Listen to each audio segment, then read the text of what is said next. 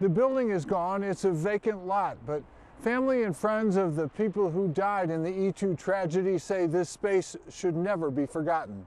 Angelo Patterson lays flowers for the mother he lost here when he was 3 years old. Nicole Patterson was 25.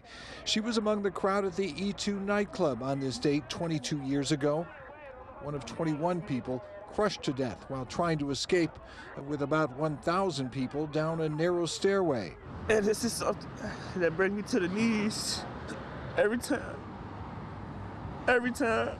Activist Dawn Valenti comes to this place every year at this time for the last 22 years. Some years she's joined by the families of numerous victims. This year in the bitter cold, just one. Her close friend also lost a son, Michael Wilson, here.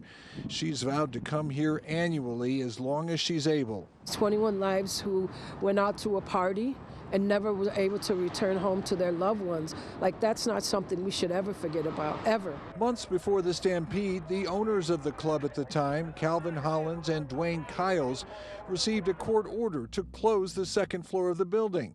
After the deaths, they were acquitted of involuntary manslaughter, but held in criminal contempt for violating the court order. The building remained closed until it was finally torn down last year. Just because this building is gone doesn't mean that what happened here is gone.